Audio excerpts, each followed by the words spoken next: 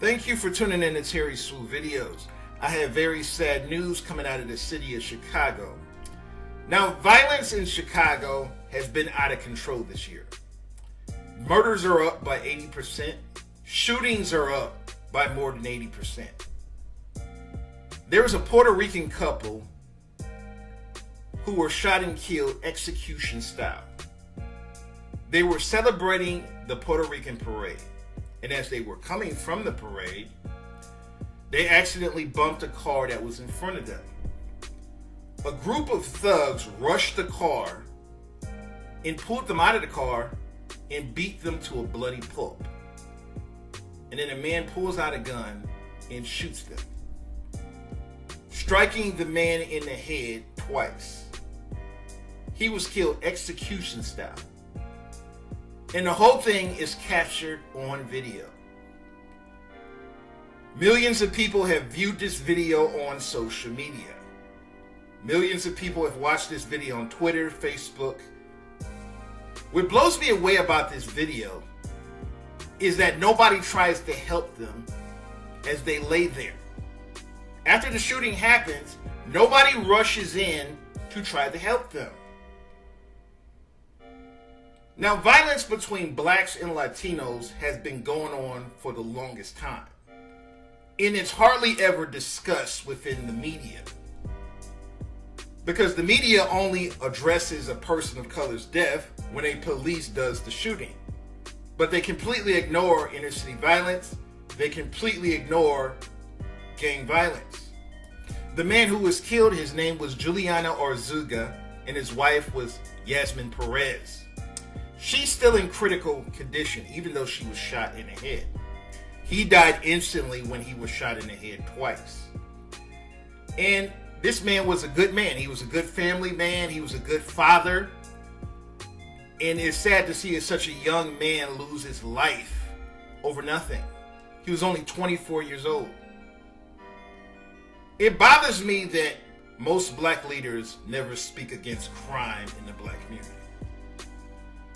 They only want to speak against something wrong when their police officer does something wrong.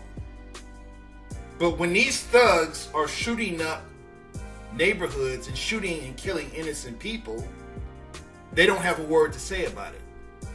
You're not going to see any of these pro-black activists on social media speaking against this violence in Chicago. People are dying by the hundreds. Black and Latinos are being killed by the hundreds. And none of these woke activists have a word to say about it. None of these so-called black leaders have a word to say about it. You're not going to see Al Sharpton say a word about this. You're not going to see Don Lemon say anything about this. You're not going to see Joy Reid say anything about this. Because they only speak on death when they can make money off of it. They're only going to speak against violence when they can make money off of it, which is AKA blaming it on white supremacy. If they don't see a white person involved in the murder, they're gonna stay quiet. They're not gonna say a word about it. When a person of color kills another person of color, they're gonna completely ignore it because you can't make money off of it. You can't exploit it and make money off of it. This is why a lot of these so-called leaders in the community are full of shit. They're always going on about how they support social justice, but they only support social justice when it fits their political narrative. I just think we need to start valuing all lives, not just black lives, but all lives. This nonsense needs to stop. The violence in Chicago needs to stop. The violence in Baltimore needs to stop. The violence in Atlanta needs to stop. If you look at this chart right here, homicides and shootings are up in all of these cities. In Atlanta, homicides are up by 50%.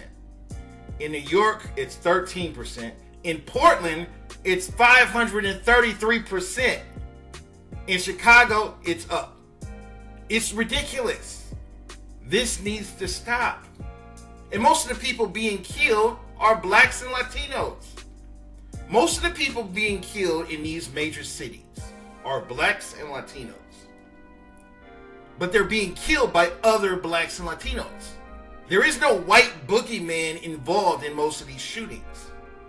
A lot of these woke activists will try to blame all the shootings on white supremacists, when 95% of these shootings are blacks and Latinos killing each other.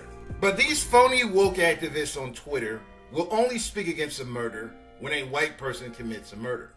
It's almost like a black life only has value unless you're killed by a white person. A Latino life only has value unless they're killed by a white person.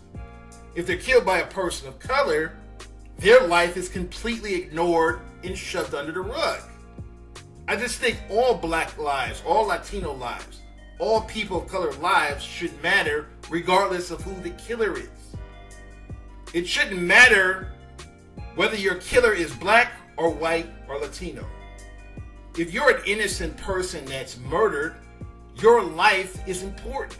Your life should be protested for. But these woke activists on Twitter have brainwashed a lot of people into thinking that you should only acknowledge a person's life unless the killer is white. I just think we need to start valuing all lives, regardless of who the killer is. My thoughts and prayers go out to Gyovanny's family. I'm going to show the news report. Leave a comment, rate, and subscribe. City cameras capturing the crime that started with a minor traffic accident. The car, Arzuaga and his companion and mother of their 2 children, is rushed by a group who then proceed to pull her out from behind the wheel. Things quickly go from bad to worse. Chief of Detectives Brendan Dinahan earlier today. They are seen hitting and beating the woman who's the driver of the vehicle and then eventually dragging her out. What the video doesn't show is there was a shot discharged at some point, and you can't see it in the video, and it appears when the female gets struck, and then the male comes out and he's almost on top of her, and then you see that second suspect clearly just holding a gun, shooting him in the head, almost execution style. The ambush takes place at the intersection of Division and Spalding, and only hours after the Puerto Rican Day Parade held in the same area. The mayor today calling what happened horrific. It wasn't just one person, but there were others who were standing by, who dragged that poor woman out of the car. The individual, the man who was killed, literally used his body as a shield, and he paid for that with his life. It's a horrific statement. It's a horrific statement about those men who are involved in that. I don't believe that they are typical by any stretch of young black men in the city, but it's horrific nonetheless. Late this afternoon, a high school friend came to pay tribute to Gyovanny. Sean says he had moved out of this neighborhood to escape the violence and just came back to visit Saturday night. And he was just a real nice dude. Like, we even lived next to each other. You wouldn't expect this to happen to him, especially living out in Schaumburg area. Is that where he's from? Yeah, no, he's from over here. His parents live over here, but we all moved back that way to, have a better life. Tonight, a memorial is now up at the spot of a grisly murder in Chicago's Humboldt Park. Happy Father's Day, it reads, rest in peace, Gio. The young father shot dead at point-blank range here.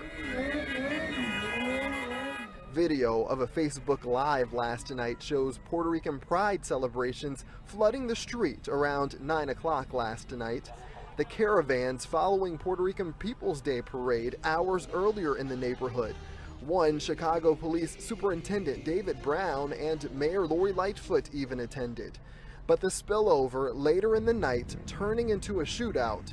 Cars go by, then you see people gather around a vehicle at Spalding and Division. Shots ring out, people scatter, and then a man pulls out a gun, shooting 2 people outside of the vehicle.